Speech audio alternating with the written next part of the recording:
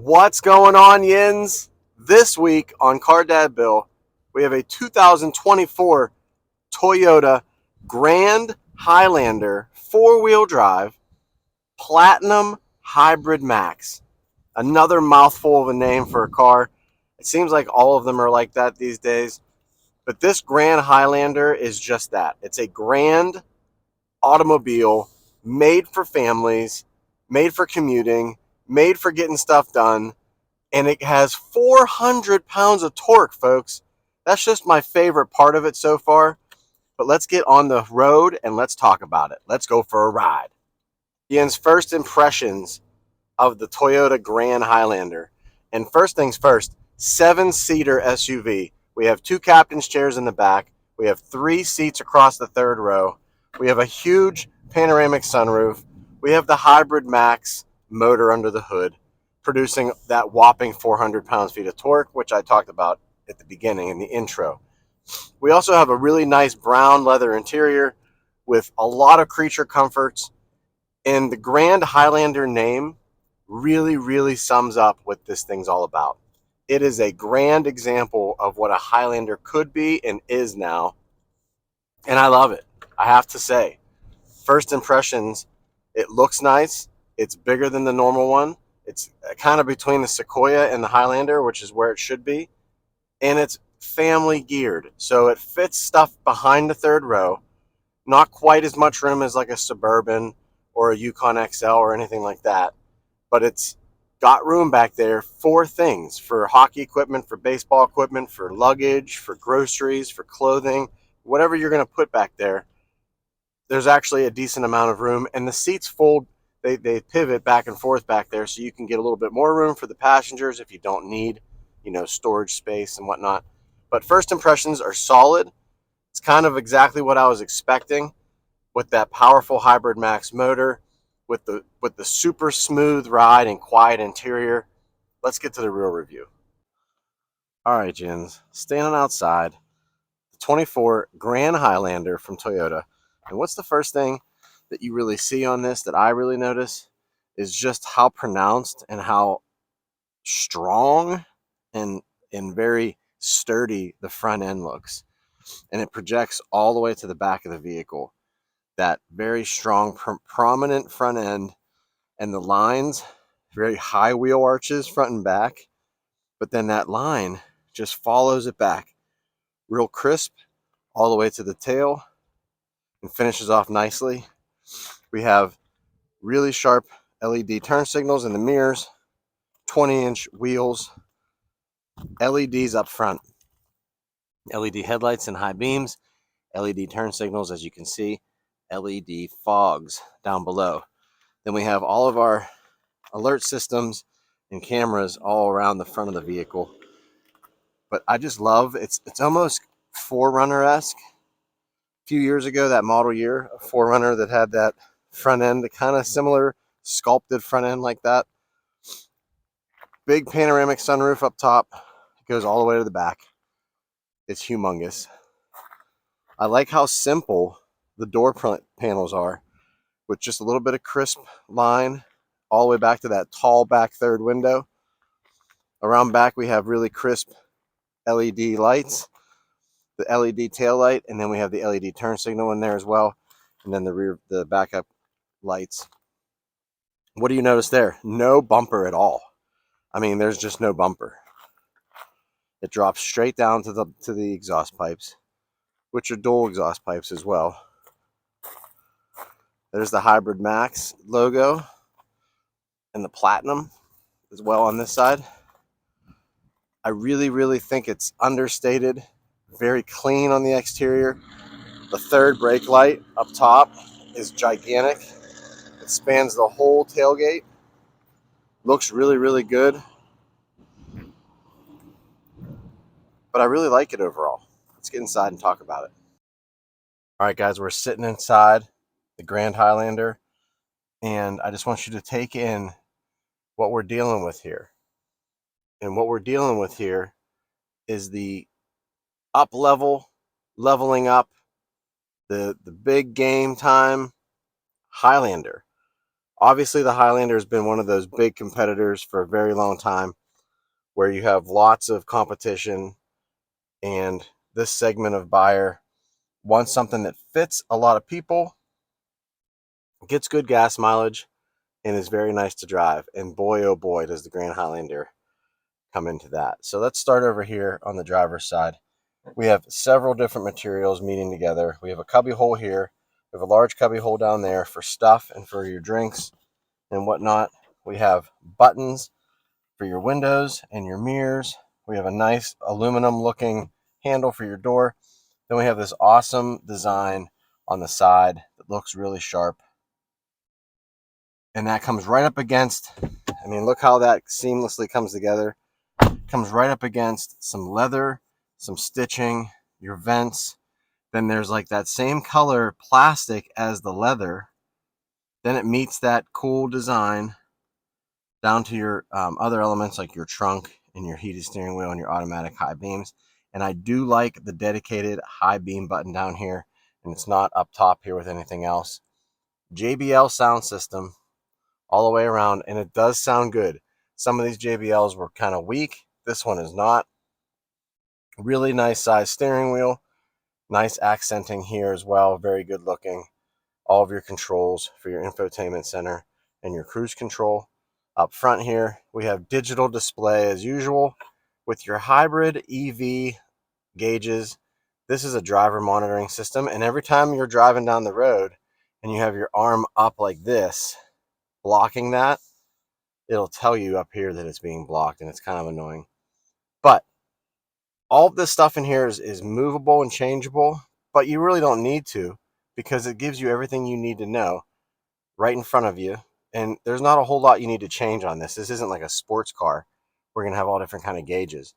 Sliding over to the screen. The screen is huge. It's in the middle of the dash. It's all touch. Everything inside here is touch screen. You can bounce around all the different stuff. Then you have your dedicated HVAC controls, which I like dedicated HVAC controls. Seats, your temperature, the fans, the front and rear windshields, all of your different selections for your fan speed and the modes, power, your rear climate settings, all that stuff's right there, right above the vents. Down below a little bit farther, we have our camera view, and then we have charging ports, and we have charging ports, and we have charging down there. We have charging all over this vehicle, which is good. I mean, that's what you want in something like this. Back to the stick shift. I love these gear selectors. Lexus has them in their vehicles. Toyota has them in their vehicles. Just a really, really well-designed, well-executed gear selector. Parking brake, parking hold. Then we have all of our off-road settings. We can go between all these different things. I haven't really messed with that. Sport mode, however, I mean, you want to talk about getting up and going, hit the sport mode. It's already fast, and then you add that for even more acceleration. This is a cubby hole down here for other stuff. This comes out if you wanted to, holds the bottles, and then in here they kind of shrunk it a little bit, but when you look inside there, it's huge. And I left my candy in there so you could see what it holds. It can hold a whole bag of candy. It can hold all kinds of stuff, and it's pretty deep down in there too. So it's a nice cubby hole. A little bit of a spot there. Let's get in the back and take a look at what that looks like. All right, Chins, this is where the magic is. Back seats. The back doors have screens, privacy screens on top of the tinted glass that's already there. Huge door. Cubby holes. Cubby holes. Cubby holes. Speakers. Just looks right, looks nice, stitched leather that matches everything else. Big step here, okay, and I'll show you what that's for in a second. But we have our seats, our captain's chairs with the middle console that you can put all kinds of stuff. Charging and HVAC controls are right here. We have charging on both sides, and then we have another charging down there. The front of the seat is where you move the seat forward and backward. So now, if you do that, that's how the seat moves. But if you come in here and you just hit this, it slides it all forward. That's where that big step comes in play. because now I can get back to that third row. And look how big that third row is. I mean, it's really good sized. Adults can sit back there if they need to, especially if they have the seats pushed up. But that seat's not really pushed up that far, and look how much legroom there is. So overall, it's a nice sized second row, really nice sized third row. Come around back here, underneath the Toyota symbol is the button for your trunk. Then inside here, we can take the 60/40 and drop one side and have even more room. So like you could have someone sit back here and have hockey equipment stacked all along in here. You could probably have 4 hockey bags stacked in here if you really needed to.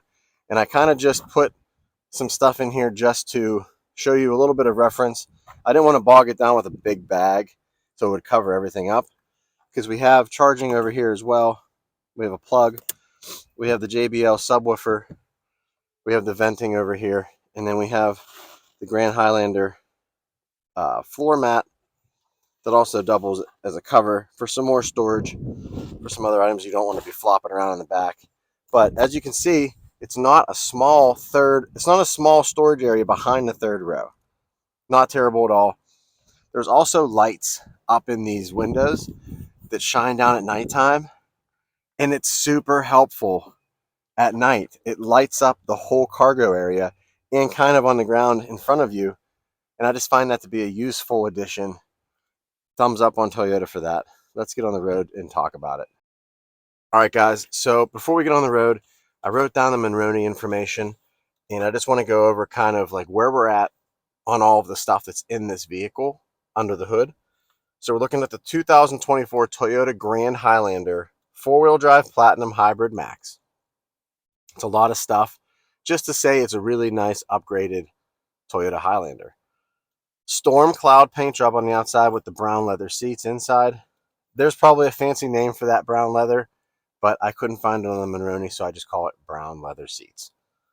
It's under the hood is a 2.4 liter turbo 4-cylinder hybrid max mated to a 6-speed automatic with paddle shifters. This engine, this hybrid max combination, is producing 362 horsepower and 400 pounds of torque. Folks, that's a serious amount of power for something this size, and it really just makes it feel super light, agile on its feet, ready to go at any time. The 6-speed auto is very subtle. You don't really notice it. The shift points are very accurate and they're very helpful. And we have Toyota says 26 to 27 mile per gallon average. The CDB real MPG is 23 to 24 miles per gallon.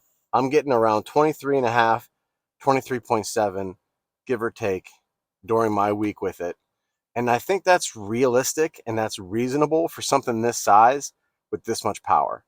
So bravo to Toyota. Way to marry the family SUV with mid-20 range MPG and power. I mean, you did it all. You got room for everything. It looks nice. It has all the options you want, and it gets good gas mileage.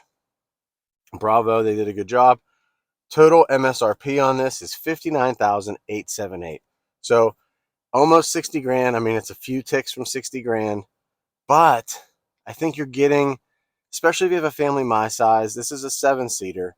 I could use the third seat here for the 8, so we would have enough to take everybody. But I think it does a really good job. For 60 grand, you're getting everything, and this is the top model. This is the Platinum Hybrid Max. There's no options you lack. So I'm looking at it, I'm thinking, man, this is a pretty good deal. Let's get on the road and talk about it. All right, Jen, so we're on the road talking about the good and the bad.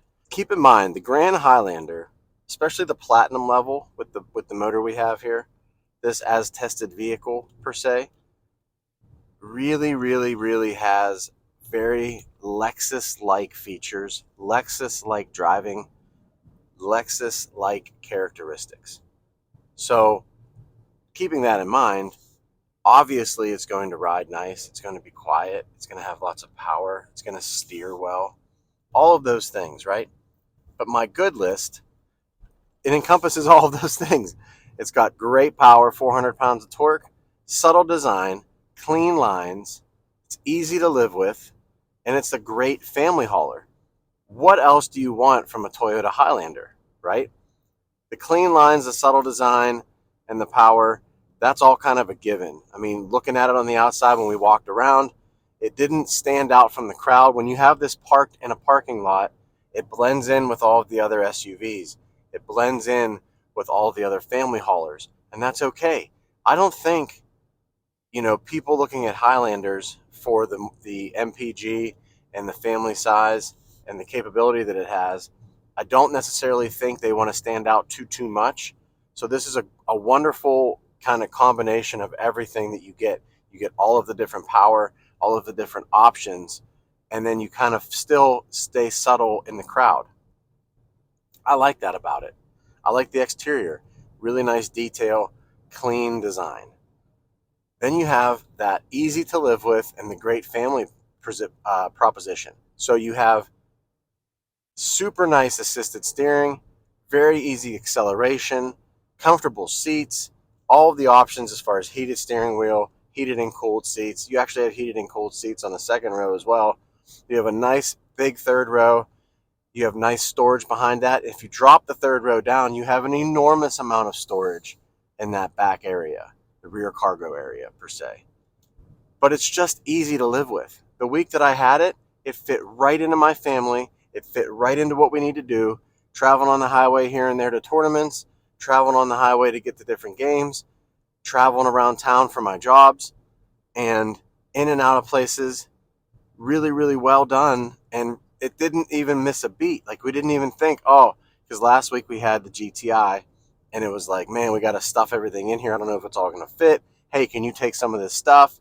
Hey, I can only take so many people. This was just like, boom, everything worked, and we didn't have to worry about it. Lastly, the family hauler.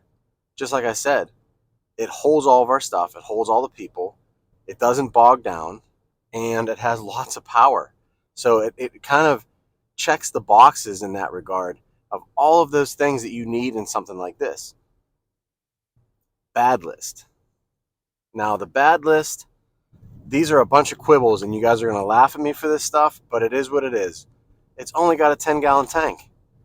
I know that doesn't sound like a big problem, especially when you're getting 24 miles to the gallon, but it kind of is. You run out of gas fairly quickly. I mean, it gets 300 and some miles to a tank. I mean, I think it was 320, 330 miles range, fully filled up. But I don't know, 10-gallon tank seems to be a little bit too small. You could probably get a better range, obviously, with more gas in the tank. So maybe think about that. That's just on my list of bad things. The brakes are super duper soft. I don't know. This car has 7,600 miles on it. I don't know if it's just wear and tear from other people driving it and being too hard on the brakes. And it has brake regeneration, obviously. As a hybrid, it charges when you're braking. But it really is just soft. You have to stand on the brakes to stop it, and it's noticeable every time you drive. So that's why I wrote it down. The last two things on this, well, the last three things on this, the high beams, the remote starter, and the cold seats, these are all really just car dad quibbles because I drive so many different vehicles. But the first thing, the high beams, they are, Toyota and Acura and all these companies are notorious for having wonderful high beams, wonderful LED lights in general. And these are no different, don't get me wrong. The LED lights and the fog lights have a great pattern. They cover the road. You have no issue seeing. But when you get onto these back country roads where there's no lights and you put on the high beams, you're really, really hoping to be able to see up above ahead of you, especially when you're going up and down hills. These high beams are not very high, if per se. They don't go up high enough, in my opinion. So if they could be adjusted a little bit, it might be better off that way. The remote start not being on the key fob. I know it's on the app. I know you can do it from wherever you want. And I know some people probably prefer that. Some people prefer to have an app on their phone that's connected to their car that you can, remote start from an airplane when you're getting off an airplane. You can remote start from your office. You can remote start from wherever, really. I get it, but I want it on my fob too. I have to have the fob with me to get in the car. So why can't I just remote start it like I would any other car from the fob? Again, car dad Bill quibble. Last thing, the cold seats. I hardly ever use cold seats. I never use heated seats. If I would ever use any kind of climate controlled seat, it would be cold seats. And these cold seats don't really do anything. I have them on right now. I have them on when I have just a t-shirt on, and I still can't feel anything.